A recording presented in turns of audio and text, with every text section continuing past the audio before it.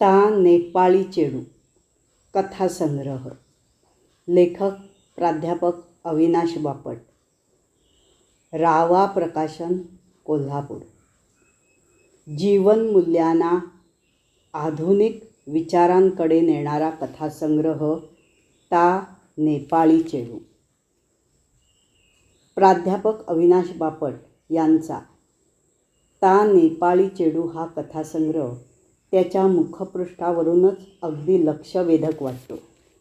नेपाळी मुलगी म्हणजे चेडू आपले लक्ष वेधून घेते आणि कथासंग्रह वाचायला उद्युक्त करते.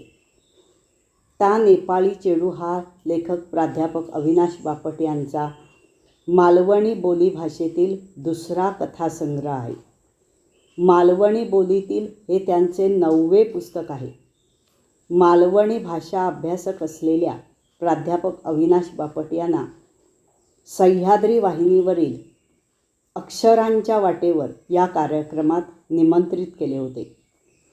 ता नेपाळी चेडू या कथासंग्रहात एकूण 6 मालवणी कथा आहेत. तू बुद्धी दी, स्टेथोस्कोप, चांडाळ चौकडी, वृद्धाश्रमाचा उद्घाटन, तो सुधारणारो नव्हतो. ता नेपाळी चेडू. कथांच्या नावावरूनच लक्षात येत आहे प्रत्येक कथेचा विषय वेगळा आहे, पण प्रत्येक कथेमधून एक सामाजिक विषय मांडला आहे.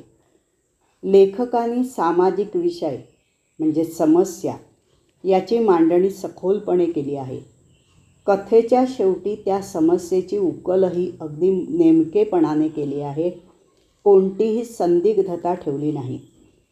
तू बुद्धी दी या कथेतील शरयू मतिमंद मुलांच्या शाळेत शिकवते, त्यांच्या दुःखात आनंदात सहभागी होते. एवढंच नाही तर अशा मुलांना स्वयंपूर्ण बनविण्यात पुढाकार घेते.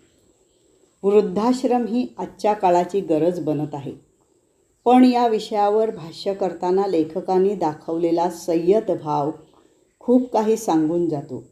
डॉक्टर यश दळवी यांची सेवावृत्ती, यातून त्यांनी वृद्धाश्रम काढला आणि स्वतः पत्नीसह तिथेच राहण्याचा निर्णय घेतला. वृद्धाश्रमाचा उद्घाटन ही कथा यामुळेच मनाला भावते. गावात राहणाऱ्या कष्ट करून जगणाऱ्या माणसाची शहरात राहणारी माणसं उपेक्षाच करतात. वडिलोपार्जित हिश्श्यामध्ये जीव अडकवून ठेवतात. त्यातून भांडणं, मारामाऱ्या ठरलेल्याच. याच विषयावरची तो सुधारणारो नव्हतो ही कथा मात्र याचा शेवट मनाला चटका लावतो. लैंगिक शिक्षण, त्यातील समज गैरसमज धीटपणे मांडणारी कथा स्टेथोस्कोप लक्षपूर्वक वाचायला हवी. खरं तर या कथेतून समाजसेवेचा एक छान संदेश लेखक आपल्याला देतात. शाळेत लक्ष न देता केलेल्या खोड्या, त्यामुळे झालेल्या गमती आणि यातूनच जीवनभर हाती काय लागलं विचार करायला लावणारी चांडाळ चौकडी ही कथा.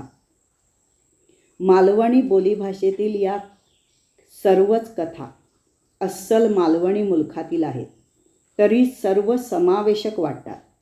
मात्र ता नेपाळी चेडू ही कथा म्हटलं तर सर्व परिसराला व्यापून टाकणारी आणि म्हटलं तर मालवणी मुलखातली. मुलांची लग्न न होणं, त्यातूनही खेडेगावात राहणाऱ्या, या नजरेनं पाहिलं तर कथा कोणत्याही परिसरात घडणारी आहे. पण या कथेत ज्या भवतालाचा संदर्भ येतो तो परिसर अस्सल कोकणचा.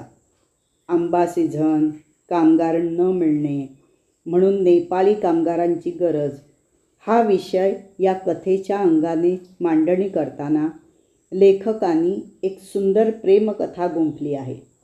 कथेच्या सुरुवातीला विषय ओढून ताणून आणल्यासारखा वाटतो, पण कथेच्या शेवटी मात्र सारा गुंता नीटपणाने उलगडतो.